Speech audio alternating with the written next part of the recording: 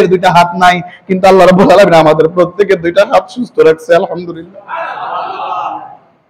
এ ভাই, পাওগুলো আমাদের মতো করে বসতে পারে না, কিন্তু আল্লাহ রাব্বুল আলামিন আমাদেরকে পাওগুলো দিয়ে নিজেদের মনের ইচ্ছা মতো বসার তৌফিক আল্লাহ দিয়েছেন, আলহামদুলিল্লাহ।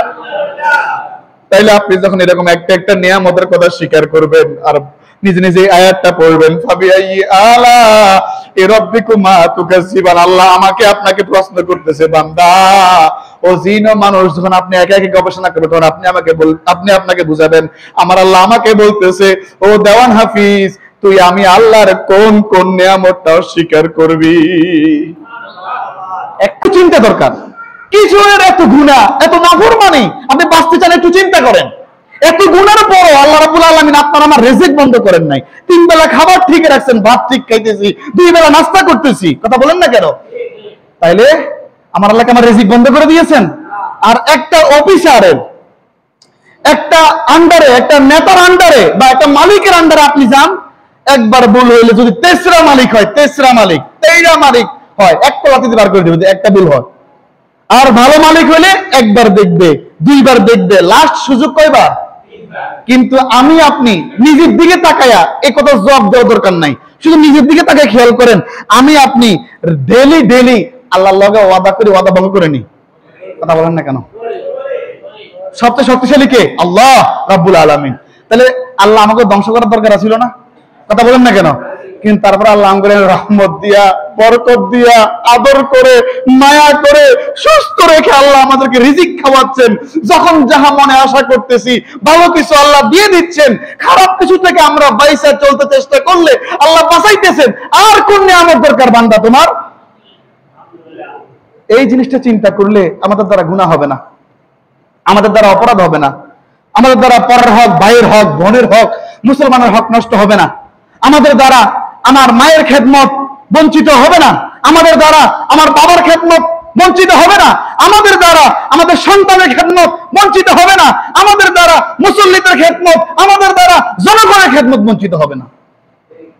শুধু এই জায়গাটা খেয়াল করলে আমরা সবাই নামাজি, সবাই মুসলমান, সবাই ইমানদার, কিন্তু জায়গা মতো আমরা হেরে যাচ্ছি শয়তানের পদাঙ্ক অনুসরণ করে। আলহামদুলিল্লাহ, আলহামদুলিল্লাহ নাহমাদুহু ওয়া নাস্তাঈনুহু ওয়া নাস্তাগফিরুহু ওয়া নাউযু বিল্লাহি মিন শুরুরি আনফুসিনা ওয়া মিন সাইয়্যাতি আ'মালিনা।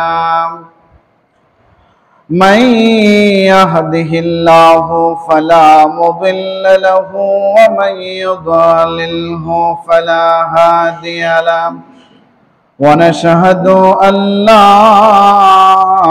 إله إلا الله وحده لا شريك له ونشهد أن سيدنا وسندنا وحبيبنا وشفيعنا ومولانا محمدا عبده ورسوله صلى الله عليه وعلى آله وأصحابه وبارك وسلم. أما بعد فأعوذ بالله من الشيطان الرجيم. بسم الله الرحمن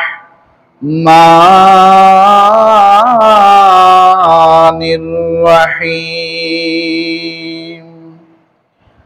كل من عليها فان ويبقى وجه ربك ذو الجلال والإكرام. فبأي آلاء ربكما تكذبان وقال تعالى مخبرا وآمرا إن الله وملائكته يصلون على النبي يا أيها الذين آمنوا صلوا عليه وسلموا تسليما صلى الله على محمد صلى الله عليه وسلم صلى الله على محمد صلى الله أزكى النسب على الحسب كل العرب في خدمته صلى الله وعلى محمد صلى الله عليه وسلم صلى الله على صلى الله সবাই জোরে সোরে বলেন আলহামদুলিল্লাহ। আল্লাহ রাব্বুল আলামিন আমাদের প্রত্যেককে অত্যন্ত আদর করে, অত্যন্ত মায়া করে, অত্যন্ত মহাব্বত করে, অত্যন্ত ভালোবেসে এই বর্ষা মৌসুমে প্যাক কাদা রাস্তায় উঠে আছে ওই অবস্থায় আল্লাহ রাব্বুল আলামিন আমানে আসানে আল্লাহর ঘর মসজিদের মেহমান যে আমাদেরকে বানিয়েছেন, তাই আমরা প্রত্যেকে বলি আলহামদুলিল্লাহ। আরো শুকরিয়া আদায় করি সাইয়্যিদুল মুরসালিন, ইমামুল মুরসালিন, ইমামুল মুত্তাকিন, খাতামুন নবিয়্যিন, রাহমাতুল লিল আলামিন, শাফিউল মুজনাবিন, রাহাতিল আশিকিন, মুরাদিল মুশতাকিন, সাইয়্যিদুল আম্বিয়া, সাইয়্যিদনা নবিয়্যিনা শাফিআনা মাওলানা মুহাম্মদ সাল্লাল্লাহু আলাইহি ওয়াসাল্লামের উম্মত করে আমাদেরকে পাঠিয়েছেন, তাই আমরা বলি আলহামদুলিল্লাহ।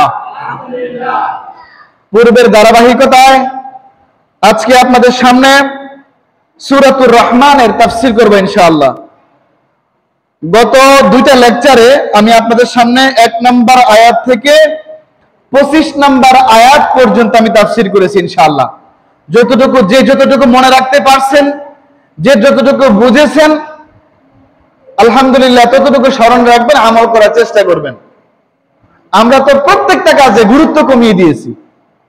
আমার আল্লাহ রাব্বুল আলামিনের ফরমান, জুমার নামাজের দিন যখন জুমার আযান দেওয়া হয়, তোমরা সমস্ত কাজ কর্ম ব্যবসা বাণিজ্য যা আছে সবকিছু বন্ধ করে দিয়ে, স্টপ করে দিয়ে আল্লাহর ঘর মসজিদে এসে হাজিরা দাও। তাহলে যে ব্যক্তি, যে বাজাহারা, যে সমাজের, যেই শহরের মানুষ জাস্ট টাইমে আসবে, ঠিক সেই শহরের মানুষ, সেই এলাকার মানুষ, সেই গ্রামের মানুষ জাস্ট টাইমে নামাজ পড়তে পারে। কথা বলেন না কেন? বাবা আমার গভীর মনোযোগ, আপনারা আমার সাথে তেলাওয়াত করবেন। যদি কোরআনুল কারীম শুধু শ্রবণ করেন, শুনেন, তাতেও আপনারা সওয়াব পাবেন। বাবা সুবহানাল্লাহ, সুবহানাল্লাহ। কোরআনের পাঠক যিনি কোরআন তেলাওয়াত করেন, পড়েন, তিনি তেলাওয়াত করে যে পরিমাণ সওয়াব পাচ্ছেন, আপনারা শুনেও সেই পরিমাণ সওয়াব পাবেন। যদি এরপর যদি আপনি আপনার ঈমান, আপনার তাকওয়া, আপনার খোদাভীতি, আপনার পরহেজগারি যদি বেশি হয়, তাহলে আল্লাহ রাব্বুল আলামিন ওটাকে আরো বহু গুণে বাড়ায়া দিবেন। সুবহানাল্লাহ। এই জন্য যে যে আয়াতগুলো পারেন, একজন আলোচক যখন তেলাওয়াত করবে আপনারা ওইভাবে তেলাওয়াত করেন, শুনলে সওয়াব আছে। তেলাওয়াত করলে আল্লাহ রাব্বুল আলামিন ডাবল সওয়াব দিলে কি আল্লাহর সওয়াব কমবে নি? কমবে নাকি? না, আমাদের ডাবল দরকার। ভালো করে খেয়াল করবেন, ঘুমায়েন না। আমরা দুনিয়ার যত ঘুমাইয়ে মসজিদে, কারণ ওই সময় কোনো কাজ কাম করি না। কাজ কাম থেকে দৌড়ায় আসি, শরীরটা জিমানি আসে। শরীরটা জিমানি আসলে লা হাওলা ওয়ালা কুওয়াতা ইল্লা বিল্লাহ একটা ঝাঁকড়া দিবেন, লা হাওলা ওয়ালা কুওয়াতা ইল্লা বিল্লাহ ঝাঁকড়া দিবেন, মানে শরীরটা একটা ঝাঁকড়া দিবেন, দেখবেন ঘুম চলে যাবে ইনশাআল্লাহ। আমার সাথে পড়েন, আউযু বিল্লাহি মিনাশ শাইতানির রাজিম। বিসমিল্লাহির রাহমানির রহিম। কুল্লু মান আলাইহা ফান। সুবহানাল্লাহ বলেন। আমার আল্লাহ রাব্বুল আলামিন বলতেছেন, এই ভূপৃষ্ঠের মধ্যে যাহা আছে, এই পৃথিবীর মধ্যে যাহা আছে, সবকিছু লয় লয় হয়ে যাবে, তুলা দুলা হয়ে যাবে, সব ধ্বংস হয়ে যাবে, সব ধ্বংসশীল। কুল্লু মান আলাইহা ফান, সব ধ্বংসশীল যাহা আছে পৃথিবীতে, আল্লাহর সৃষ্টি জীবের মধ্যে যাহা আছে সব ধ্বংসশীল, সব ধ্বংস হয়ে যাবে। এই আয়াতের তাফসীরে আসছে কুল্লু মান আলাইহা, অর্থাৎ যত কিছু আছে, আল আরদু মিনাল হায়ওয়ানে, প্রাণীদের মধ্য থেকে যাহা আছে সব ধ্বংস হয়ে যাবে। এক সময় কিছু ছিল না, এখন আছে, আবার এমন একটা সময় আসবে কিছুই থাকবে না। সুবহানাল্লাহ বলেন। কোরআন থেকে বলছি। এরপর আসলে আরেকটা শব্দ আছে ফান, কুল্লু মান আলাইহা ফান। এই ফান শব্দের মানে কি?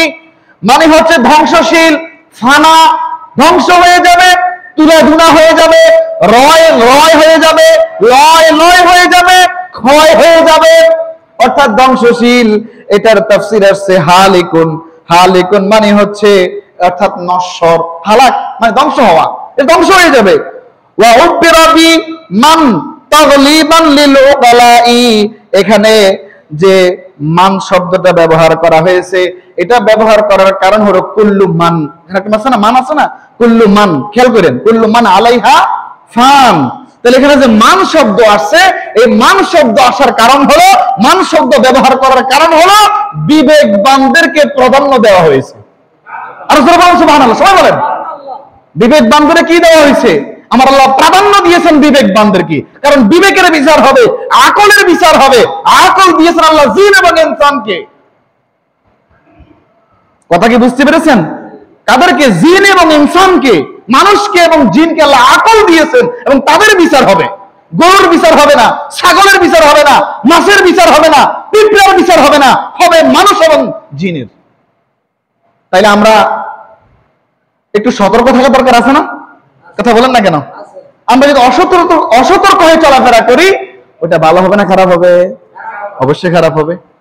এরপর আবার আল্লাহ রাব্বুল আলামিন বলতেছেন, ওয়া ইয়াবকা ওয়াজহু রাব্বিকা যুল জালালি ওয়াল ইকরাম। সুবহানাল্লাহ বলেন। কিন্তু চিরস্থায়ী তোমার প্রতিপালকের সত্তা, যিনি মহিয়ান গরিয়ান, অর্থাৎ আল্লাহ রাব্বুল আলামিন, তিনি চিরস্থায়ী, তিনি অবশিষ্ট থাকবেন, আর সব লয় লয় হয়ে যাবে, ক্ষয় হয়ে যাবে, ধ্বংস হয়ে যাবে। শুধুমাত্র কেবলমাত্র তোমাদের মহা গৌরবান্বিত প্রতিপালক আল্লাহ অবশিষ্ট থাকবেন। তিনি ছিলেন, আছেন, থাকবেন। তোমরা সহজাত সৃষ্টি আছিলা, কোন সৃষ্টি আগে ছিল না, এখন আছে, পরে থাকবে। আল্লাহ ছিলেন, আছেন। সুবহানাল্লাহ বলেন। এটা বুঝতে হবে, আল্লাহ খালেক, স্রষ্টা, আর কেউ স্রষ্টা হতে পারে না। একমাত্র খালেক, স্রষ্টা কে? আল্লাহ রাব্বুল আলামিন। আল্লাহর নাম নিতে গেলে অবশ্যই অবশ্যই অবশ্যই আদবের সহিত মহান আল্লাহর নাম নিতে হবে। একটু আল্লাহ রাব্বুল আলামিনের নামের মধ্যে একটু কি ব্যবহার করবেন? আদব। যেমন আল্লাহ, শুধু আল্লাহ আল্লাহ। আল্লাহর নামটা নেওয়ার সময় বলবেন আল্লাহ রাব্বুল আলামিন। সুবহানাল্লাহ বলেন। আল্লাহ রাব্বুল আলামিনের নামটা নেওয়ার সময় বলবেন আল্লাহ সুবহানাহু ওয়া তাআলা। খেয়াল করেন কথাগুলো, হয়তো এই কথাগুলো আর হয়তো আপনারা নাও শুনতে পারেন, এরকম হয় না? অনেক বিষয় সামনে চলে আসে, কথাগুলো আর আসে। এই বিষয়টা আমি এখানে প্রথম আলোচনা করতেছি, এই 2.5 বছরের এখানে। আর এগুলো আল্লাহর তরফ থেকে আসে, কারণ আজকের আলোচনাতে আমি এটা কোট করে আনি নাই। আল্লাহ রাব্বুল আলামিনের নামের ক্ষেত্রে আপনি যদি আল্লাহ রাব্বুল আলামিনের স্পেশাল কিছু রহমত পাইতে চান, আল্লাহ আল্লাহ ডাকলেন, কিন্তু এখানে আপনি স্পেশাল রহমত পাবেন কিভাবে? আল্লাহ রাব্বুল আলামিন, আল্লাহ সুবহানাহু ওয়া তাআলা, আল্লাহ জাল্লা জালালুহু। শুধু আল্লাহ নাম ব্যবহার করা জায়েজ আছে, করতে পারেন। অবশ্যই নামগুলো এভাবে নেবেন। আল্লাহ রাব্বুল আলামিন, আল্লাহ তাআলা, আল্লাহ সুবহানাহু ওয়া তাআলা, আল্লাহ জাল্লা জালালুহু, কত সুন্দর নাম। আল্লাহু আকবার, আল্লাহু আকবার। আচ্ছা, ওয়ায়াবকা ওয়াজহু রাব্বিকা, আর আপনার প্রতিপালকের অবয়ব থাকবে। কারণ আল্লাহ রাব্বুল আলামিনকে সূরত সাব্যস্ত করা শিরক, মানুষ অথবা জিনদের মতো মনে করা। এই শব্দটা আছে ওয়াজহুন মানে মুখমণ্ডল, এখানে শাব্দিক করতে হবে না। শাব্দিক করতে এই জায়গায় ওয়ায়াবকা ওয়াজহু রাব্বিকা, এখানে যদি আমি বলে ফেলি আল্লাহর মুখমণ্ডল, নাউজুবিল্লাহ, তাহলে এখানে আল্লাহ রাব্বুল আলামিনের মুখমণ্ডলকে আমি চিহ্নিত করলাম, এটা আল্লাহর উপর বাড়াবাড়ি করে ফেললাম, নাউজুবিল্লাহ। আল্লাহ এই সমস্ত ছায়া কায়া থেকে মুক্ত, আলহামদুলিল্লাহ বলেন। আল্লাহ কেমন এটা আল্লাহ ভালো জানেন। এটা নিয়ে বাড়াবাড়ি করে বর্তমান এই পৃথিবীতে বহু আলেম, বহু মুসল্লি কাফের হয়ে যাচ্ছে, তারা জানেই না। আমি নাম বলবো, নাম এমনি তো নাম না কইয়া আন্তাজে এক ফেতনায় পড়ে গেছি, আর নাম টান দিলে আবার কোন ফেতনায় পড়ি। ওয়ায়াবকা ওয়াজহু রাব্বিকা, আর আপনার প্রতিপালকের অবয়ব, অবয়ব মানে কি, আই জাতুহু, অর্থাৎ আল্লাহর সত্তা, সুবহানাল্লাহ বলেন। আল্লাহর সত্তাই অবশিষ্ট থাকবেন, এতটুকু অর্থ করবেন। যেখানে আল্লাহ রাব্বুল আলামিনের কথা আসবে যে আল্লাহ রাব্বুল আলামিনের হাত, আল্লাহর চেহারা, এরকম কথা আসলে আপনি বলে ফেলবেন কি, আল্লাহর সত্তা। আল্লাহর কি বলেন, আল্লাহর কি, একমাত্র তোমাদের প্রতিপালক আল্লাহ রাব্বুল আলামিনের সত্তাই অবশিষ্ট থাকবেন। সম্মানিত হাজিরিন, আরো সহজ ভাষায় আপনি বলতে পারেন, কেবলমাত্র শুধুমাত্র আমার আল্লাহ রাব্বুল আলামিন অবশিষ্ট থাকবেন, আর বাকি সব ধ্বংস হয়ে যাবে। এবার আসেন এরপরে শব্দটা ওয়ায়াবকা ওয়াজহু রাব্বিকা যুল জালাল। যুল জালাল মানে হচ্ছে যিনি মহিমাময়। মহিমাময়টা কে? আল্লাহ। বলেন মহিমাময় কে? জোরে বলেন, মহিমাময় কে? আল্লাহ রাব্বুল আলামিন। তো এখানে বলা হচ্ছে তাফসিরে আল আজমাতি, অর্থাৎ মহত্বের অধিকারী, সবচেয়ে বেশি মহত্বের অধিকারী কে? আল্লাহ রাব্বুল আলামিন। আল্লাহু আকবার বলেন। এরপর আসেন আরেকটা শব্দ আছে জুল জালালি ওয়াল, বলেন জুল জালালি ওয়াল ইকরাম। ইকরাম মানে কি? দয়ার অধিকারী, সুবহানাল্লাহ বলবেন না। অর্থাৎ লিল মুমিনিনা বিআনউমিহি অথবা বিআনামিহি আলাইহিম, অর্থাৎ ঈমানদারের প্রতি সিও নিয়ামত দ্বারা আল্লাহ রাব্বুল আলামিন তা করে থাকেন। ঈমান, আমার দিকে তাকান, ঘুমায়েন না। ঈমানদারের প্রতি আল্লাহ রাব্বুল আলামিন আল্লাহর নিয়ামত দিয়া আল্লাহ রাব্বুল আলামিন উনি দয়া করে থাকেন, সুবহানাল্লাহ বলবেন না। আচ্ছা, আমরা ঈমানদার না বেঈমান? জোরে কর না কা। আমরা সবাই বলেন ইনশাআল্লাহ আমরা ঈমানদার, আমরা মুমিন, আমরা মুসলমান, ইনশাআল্লাহ আমরা আল্লাহর মহব্বতের বান্দা। বাবা আমার গভীর মনোযোগ। এরপর আমার আল্লাহ বলেন ফাবি আই আলাই রাব্বিকুমা তুকাযিবান। এই ডাকটা আল্লাহ রাব্বুল আলামিন শুধু আমাকে আপনাকে দেয় নাই, তামাম আলামের শুরু থেকে আজ অবধি পর্যন্ত, এবং সামনে লয় লয় যখন হয়ে যাবে, পৃথিবী যখন আল্লাহর সৃষ্টি মাখলুক যখন ধ্বংস হয়ে যাবে, এই পর্যন্ত যতজন মুসলমান নরনারী কিংবা যতজন মানুষ আসবে এবং জিন আসবে, সকলকে আল্লাহ রাব্বুল আলামিন এই ডাকটা দিয়েছেন। আল্লাহ তাআলা বলতেছেন, অতএব হে জিন ও মানুষ, তোমরা তোমাদের প্রতিপালকের কোন কোন নিয়ামতকে অস্বীকার করবে? যারা গত দুইটা লেকচার ভালো মনোযোগ দিয়ে শুনছেন, এখানে অনেকগুলো নিয়ামত আলোচনা হয়ে গেছে, 25টা আয়াত পর্যন্ত আলোচনা করছি। কথাকে মনে রাখার চেষ্টা করেন। সবচেয়ে বড় নিয়ামত, আল্লাহ আজকে আমাদেরকে সুস্থ রাখছেন, আলহামদুলিল্লাহ বলেন না কেন? আল্লাহ অনেক বান্দা অসুস্থ অবস্থায় বিছানায় পড়ে আছে, আপনার সমবয়সী অথবা আপনার থেকে বয়সে ছোট। আজকে যে মুরব্বী আমাকে বলতেছে, ওই যে লোকটা বসে আছে আপনার চেয়ারের মধ্যে, উনি নাকি ওনার ছোট। যখন আমি মসজিদে ওনাকে নিয়ে ঢুকতেছি, চিন্তা করলাম আয় হায়, তার মানে আমাদের আসার সিরিয়াল আছে, যাওয়ার অসুস্থ হওয়ার কোন সিরিয়াল। তাহলে আমার ছোট, সেও বিপদে পড়তেছে, আল্লাহ যে আমাকে সুস্থ রাখছে, আলহামদুলিল্লাহ বলবেন না? যে অবস্থানে আছেন, এই যে আমার এই ভাইয়ের দুইটা হাত নাই, কিন্তু এই ভাইকে আল্লাহ জীবিত রাখছেন না, কথা বলেন। এটাও কিন্তু আল্লাহ রাব্বুল আলামিনের একটা নিয়ামত, একটা দয়া।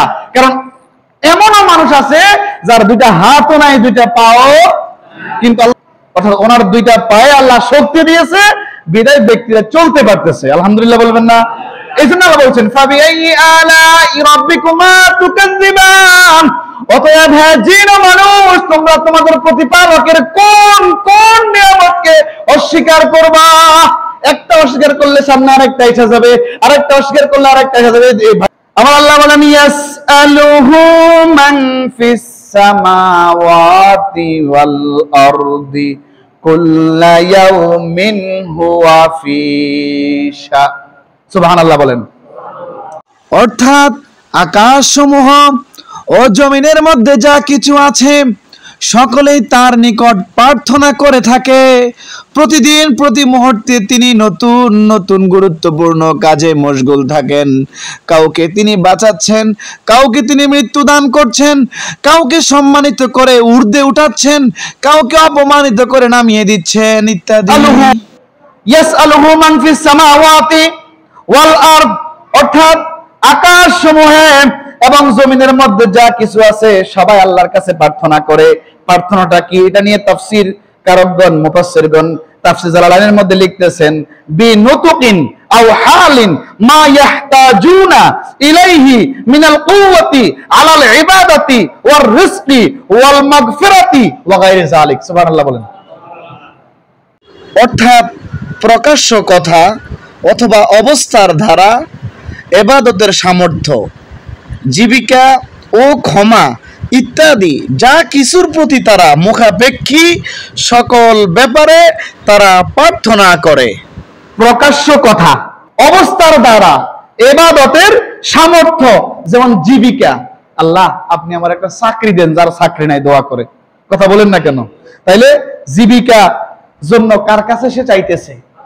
আল্লাহর কাছে। এজন্য বলতেছে ইয়াসআলুহু মান ফিস সামাওয়াতি ওয়াল আরদ, আসমান এবং জমিনে, আসমান সমূহ এবং জমিনে যাহা কিছু আছে সবে আল্লাহর কাছে সায়েল করে, প্রার্থনা করে, চায়। তো এই সাওয়াটার মধ্যে মুফাসসিরগণ কয়েকটা নিয়ে আসছেন যে এরা এক নাম্বার চাইতেছে কি?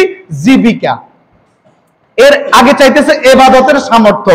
এই যে আপনি আমি এই যে এখানে আসছি, এই মসজিদে আসছি, নিজের শক্তিতে নিজের ইচ্ছেতে আসতে পারি নাই। শুধু নিজের ইচ্ছাতে, শুধু নিজের শক্তি থাকতো তাইলে শয়তান আমগর গায়েল করে ফেলতো। আমার আপনার ইচ্ছা ছিল, রহমত করেছেন কে? আল্লাহ, তাই আমরা আসতে পারছি। আলহামদুলিল্লাহ বলবেন না? আমার আপনার ইচ্ছা ছিল ঠিক, হ্যাঁ জুমার নামাজে যাব, জুমার নামাজে যাব, নিয়ত ছিল, এক কথা নিয়ত ছিল। আর এই নিয়তের উপর বারাকা, রহমত কে দিবেন? আলহামদুলিল্লাহ বলেন। বাবা আমার গভীর মনোযোগ। এক নাম্বার প্রকাশ্য কথা অথবা ইবাদতের সামর্থ্য, দুই নাম্বার হচ্ছে জীবিকা, জীবিকা রিজিক আল্লাহর কাছে চাওয়া, এরপর হচ্ছে ক্ষমা।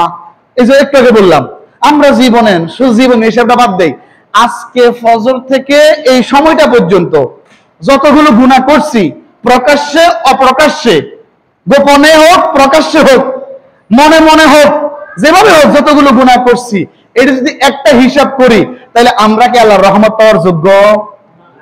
না। কিন্তু আমার আল্লাহ রহমান, আমার আল্লাহ রাহিম, আমার আল্লাহ যুল জালালি ওয়াল ইকরাম, আল্লাহ মাফ করবেন, মাফ করতে প্রস্তুত। সুবহানাল্লাহ বলবেন না? এজন্য কয় বান্দারা আল্লাহর কাছে কি প্রার্থনা করে? প্রতিদিন ক্ষমা প্রার্থনা করে। সুবহানাল্লাহ। একটু পড়েন, আমরা একটু তবার আয়াতটা পড়ি, যেটা পড়ে আব্বা আদম আল্লাহর কাছে ক্ষমা চাইছে।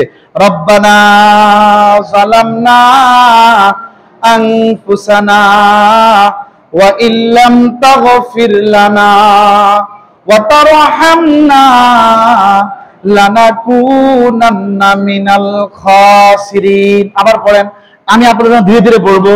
রব্বানা যালামনা আনফুসানা ওয়া ইল্লাম তাগফির লানা ওয়া তারহামনা লানাকুনান্না মিনাল খাসিরিন। রব্বানা, ওগো আমাদের প্রতিপালক, যালামনা, আমরা জুলুম করেছি, আনফুসানা, আল্লাহ আমরা নিজেদের নফসের উপর আমরা আমাদের উপর বাড়াবাড়ি করেছি, ওয়া ইল্লাম তাগফির লানা, যদি আল্লাহ আপনি আমাদেরকে ক্ষমা না করেন, ওয়া তারহামনা, যদি আল্লাহ আপনি আমাদের প্রতি দয়া না করেন, লানাকুনান্না মিনাল খাসিরিন, আল্লাহ আমরা ক্ষতিগ্রস্তদের অন্তর্ভুক্ত হয়ে যাব। ক্ষমা প্রার্থনা করলাম না আমরা? কথা বলেন, করলাম না? প্রতিদিন আল্লাহর কাছে কাঁদবেন। যদি এটা না পারেন, আস্তাগফিরুল্লাহ হইলে বলবেন আল্লাহ আপনার কাছে ক্ষমা চাই, আস্তাগফিরুল্লাহ আস্তাগফিরুল্লাহ আস্তাগফিরুল্লাহ। যে যত বেশি আল্লাহর দরবারে তওবা করে, আল্লাহর ওই বান্দাকে ওই বান্দিকে তত বেশি ভালোবাসে। আল্লাহ ওই বান্দা বান্দির মর্যাদা সম্মান বহুগুণে বাড়ায় দেন। সুবহানাল্লাহ বলেন না কেন? এরপর বলতেছেন এখানে অনেকগুলো কথারে মুক্তাসার অর্থাৎ সংক্ষেপ করা হয়েছে। কি করা হয়েছে? সংক্ষেপ করে বলতেছেন ওয়া গায়রি যালিক, ওয়া গায়রি যালিক অর্থাৎ ইত্যাদি ইত্যাদি, অর্থাৎ যা কিছুর প্রতি তারা মুখাপেক্ষী। আমরা মুখাপেক্ষী সকল কিছুর প্রতি, আল্লাহ আমাদের কোন কিছুর প্রতি মুখাপেক্ষী। খেয়াল করেন, আল্লাহ স্রষ্টা, স্রষ্টা সৃষ্টির কাছে মুখাপেক্ষী না, সৃষ্টি স্রষ্টার কাছে মুখাপেক্ষী। শব্দের ভালো করে বুঝছেন? দোকানে গিয়ে সমালোচনা করেন না। স্রষ্টা সৃষ্টির কাছে মুখাপেক্ষী, সৃষ্টি স্রষ্টার কাছে মুখাপেক্ষী। সুবহানাল্লাহ বলবেন না? আল্লাহকে আমার কাছে কিছু চায়নি, একের বাংলা কথা, মুখাপেক্ষীর বাংলা। আল্লাহকে আমাদের কাছে কিছু চায়? বান্দা আমারে দাও, তাহলে আমি বড় হবো, নাউজুবিল্লাহ আস্তাগফিরুল্লাহ, এটা আল্লাহ বলে না, উল্টা আমরা বলা লাগে আল্লাহ আপনি আমার এটা দেন, ওইটা দেন, এটা দেন, ওইটা দেন। সুবহানাল্লাহ বলেন। আল্লাহ আপনি আমরা ক্ষমা করেন, একটু দয়া করেন, যারা চাকরিরা একটা চাকরি দেন, যারা বউ না একটা বউ দেন। বললে মানুষ দোয়া করেন না? কথা কন না কেন? দোয়া না করলে অনেক সময় উল্টা পাল্টাও ঘটতে পারে। এবার আল্লাহরা দোষ দিতে পারবেন না। মুনাজাতে কেনবেন আল্লাহ সৎ চরিত্রবান, আবেদা, খালেসা, মুখলেসা, আল্লাহওয়ালা, আল্লাহ এরকম একটা সৎ সঙ্গী আপনি দান করেন। সুন্দর কইয়েন, সুন্দর ছাড়া তো হইতো না। কথা কন না? এই দোয়াটি করার সিস্টেম কোরআন হাদিসে নাই। একটু বাংলা ভাষায় কইলাম আর কি, এবার এটা সমালোচনা করিয়েন না, এটা কোরআনে প্রমাণ আছে, হাদিসে প্রমাণ আছে। তাহলে এখানে বলা হচ্ছে যা কিছুর প্রতি তারা মুখাপেক্ষী, অর্থাৎ আমরা আল্লাহর কাছে মুখাপেক্ষী।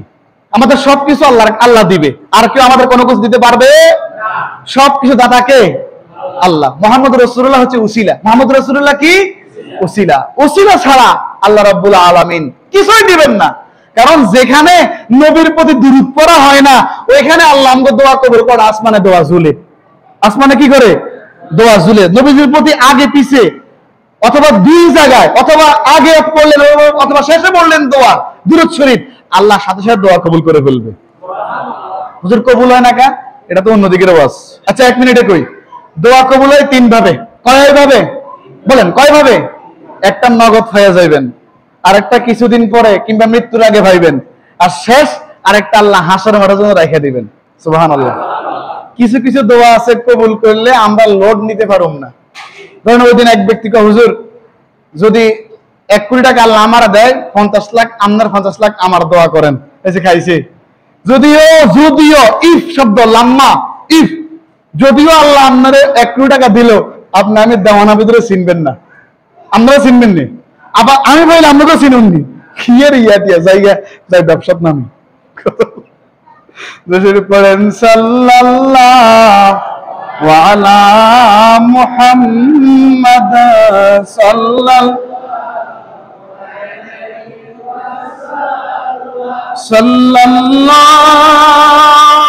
আলা মুহাম্মাদ।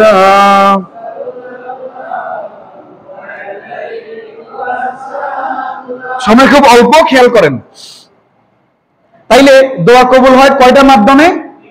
একটা সাথে সাথে পাওয়া যাইবেন, একটা মৃত্যুর আগে যে কোনো সময় আল্লাহ আপনাকে দিবে, আর বাকি কয়টা? একটা। এই একটা আল্লাহ আপনাকে হাসর মাঠে দিয়ে দিবে। এখন হাসর মাঠে যখন আপনি যাইবেন, বলবেন যে আল্লাহ আমি তো ওইটার যোগ্য না, ওইটা আমি করি নাই, আপনি কোথায় থেকে দিলেন? বান্দা তুমি দুনিয়া থাকতে বহু কান্দাকান্দি করছো, আল্লাহ আমার শিল্পপতি বানান, আল্লাহ আমার কোটি কোটি টাকার মালিক বানান, আমি বানাই তোমার বানাই না, কিনলেই তুমি লোভলে দায়িত্ব নাও। তুমি কি ওই যে আমাদের 14 গ্রামে কাজী জাফরের যারা চিনেন, জাতীয় পার্টির কাজী জাফরের বাড়ির লগের বাড়ি শিওরা 14 গ্রাম কুমিল্লা, ব্যবসাতে 1 লাখ কিংবা 10,000 টাকা লাভ করছে। টাকা দেখি দাঁতটা আমাদের চান, গালের দিকে চান, কোথাও চেষ্টা করে মরে গেছে। এটা কেন? এই বেচারা এতগুলো টাকা একসাথে এভাবে দেখে নাই। এই জন্য আর যদি আল্লাহ 1 কোটি দেয়, আই দেওয়ান অফিস স্টক করে বলে জায়গা মরে যাবো এই বান্ডুলটি কিনতে কিনতে। কথা কি বুঝেন? যে লোড লেতে পারে আল্লাহ তারা তাই দেয়। হাসর মাঠে বান্দাকে আল্লাহ তাইলে আপনি আমার দোয়াগুলো যে দুনিয়াতে কবুল করেন না, আখিরাতে কবুল, আখিরাতে পার্সোনাল রাখি দিয়েছেন আল্লাহ।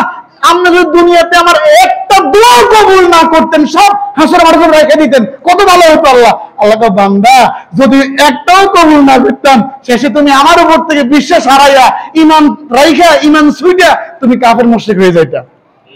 নাউজুবিল্লাহ। এই জন্য দুনিয়াতেও কিছু দরকার আছে, আখিরাতে কিছু দরকার আছে। কথা কি বুঝতে পারছেন? এবার আমার আল্লাহ বলেন কুল্লা ইয়াউমিন, ওই আয়াতটা বললাম না আমরা, ইয়াসআলুহু মান ফিস সামাওয়াতি ওয়াল আরদ কুল্লা ইয়াউমিন হুয়া ফি শাআন। এবার এখানে আছে কুল্লা ইয়াউমিন, অর্থাৎ কুল্লা ইয়াউমিন তিনি প্রতিদিন, মানে আই ওয়াক্তিন অর্থাৎ প্রতিটা মুহূর্তে। এটা কিন্তু আল্লাহর দিকে, আল্লাহর সাথে কথা হচ্ছে।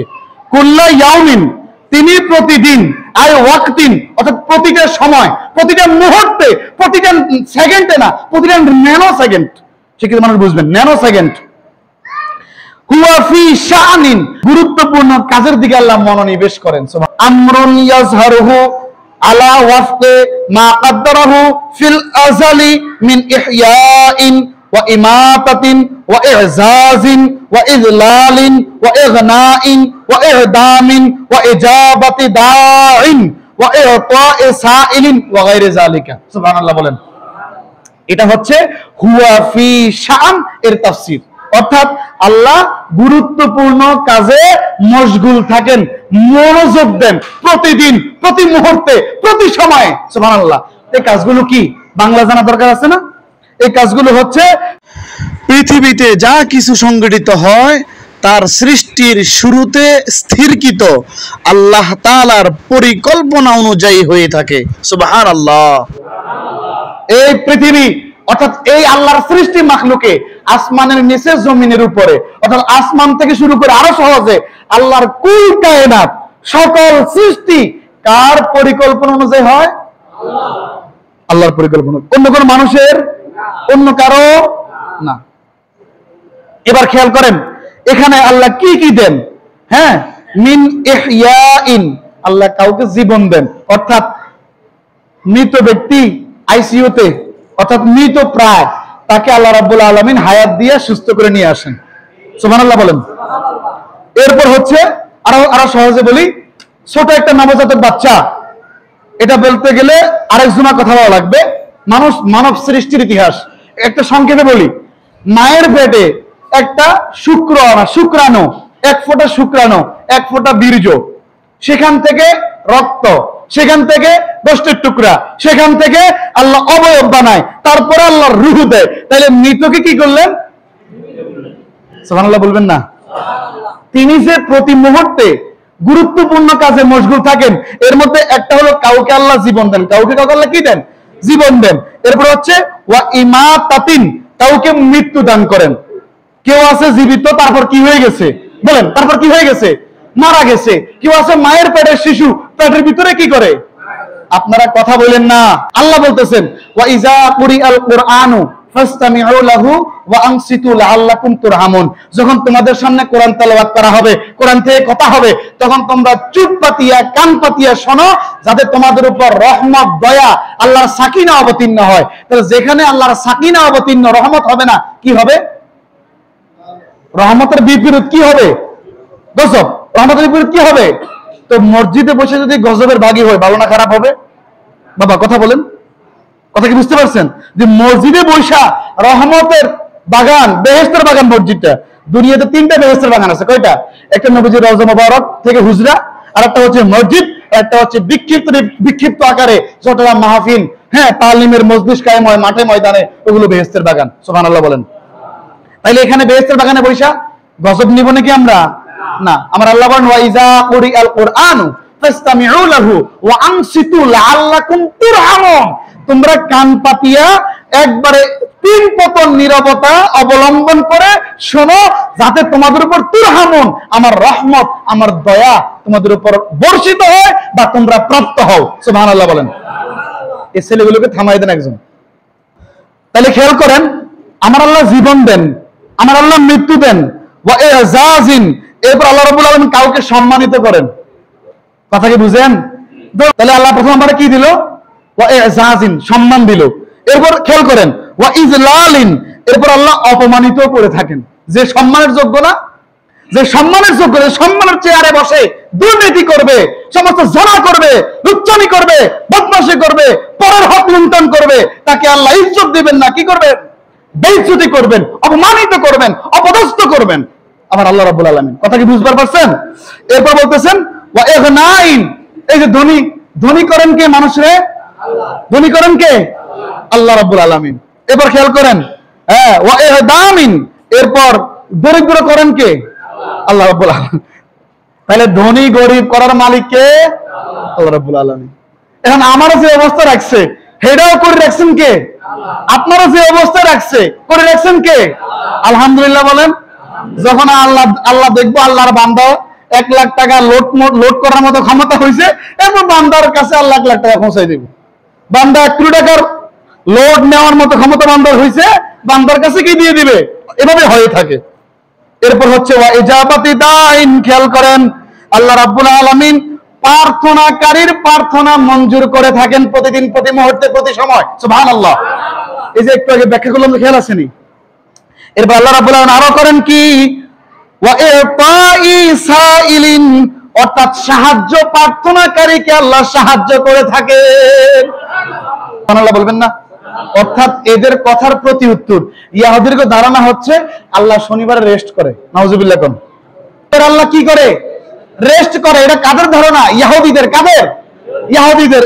এদের কথার প্রতি উত্তরে আল্লাহ রাব্বুল আলামিন এই আয়াত অবতীর্ণ করেছেন, ইয়াসআলুহু মান ফিস সামাওয়াতি ওয়াল আরদি কুল্লা ইয়াউমিন হুয়া ফি শান। সুবহানাল্লাহ বলেন। এই আমার আল্লাহ তাদের জবাব। তাহলে আল্লাহকে অপশন আসেনি? এতক্ষণ পর্যন্ত আপনারা যে কথাগুলো বলতেছেন, যদি আল্লাহ বাইসেস আস্তাগফিরুল্লাহ আস্তাগফিরুল্লাহ আস্তাগফিরুল্লাহ, একটা মুহূর্তের জন্য যদি আল্লাহ ঘুমাইতেন বা আল্লাহ রেস্ট করতেন, আল্লাহর এই দুনিয়ার এই মাথা থেকে ওই মাথা ধ্বংস হয়ে তৌতির হয়ে যেত। সহজে একটা উদাহরণ দেই, সহজে, এটা আল্লাহর সাথে খাটে না। একটা ব্যক্তি একটা কাজ, আমি আবার বলি, আল্লাহর সাথে উদাহরণ চলেন আপনাদের বোঝানোর জন্য, আমরা আমাদের ভাষায় কথা বলছি। এত বিশাল একটা কাজ আপনি তুলে ধরে রাখছেন, আপনি যদি ঘুমায় যান এটা থাকবে না পড়ে যাবে? কথা বলেন। পড়ে গেলে যেমনি এরকম বড় থাই গ্লাস এরকম থাকবে না, ভেঙে যাবে? আল্লাহ যদি রেস্ট করেন, নাউজুবিল্লাহ নাউজুবিল্লাহ, সব আল্লাহ তামাম আলম ভেঙে চৌচির হয়ে যাবে। এবং বহুত বান্দা বিপদে কান্দবে, কিন্তু আল্লাহ তাদের জবাব দিতে পারবে না যদি আল্লাহ ঘুমাই দেওয়া যায়। এই জন্য আল্লাহর কাছে ঘুম, নিদ্রা, তন্দ্রা আল্লাহকে স্পর্শ করতে পারে না। সাংঘাতিক কথা। সংক্ষিপ্ত পরিসরে বলি, কাউকে জীবন দেওয়া, কাউকে মৃত্যু দেওয়া, কাউকে সম্মানিত করা, কাউকে অপমানিত করা, কাউকে ধন সম্পদ দান করা, কাউকে দরিদ্র করা, কারো প্রার্থনা মঞ্জুর করা, সাহায্য প্রার্থীকে সাহায্য করা। ফাবিআইয়ি আলাই রাব্বিকুমা তুকাজ্জিবান। হে জিন এবং ইনসান, তোমরা তোমাদের প্রতিপালকের কোন কোন নিয়ামতটাকে অস্বীকার করবা? কথা কি খেয়াল করছেন? তো আমি বুঝতে পারতেছি আমাদের মূল গ্যাপ শট এখানে, কারণ আমরা আল্লাহর নিয়ামতের শুকরিয়া আদায় করি না। আমরা নিয়ামতটাকে স্বীকার করি না। পাইতেছি, ভোগ করতেছি, মনে করছি বাপ দাদার সম্পত্তি ভোগ করতেছি। বাপ দাদার সম্পত্তিটাও আমার একটা আল্লাহ তাআলার নিয়ামত। সুবহানাল্লাহ বলেন না কেন? যার বাপ দাদার সম্পত্তি নাই, সে কি কোনো বিঠা বাড়ি তার নিজস্ব আছে? সারা জীবন মানুষের বাইরে ভাড়া থাকে, তাকে জান চলে যায়।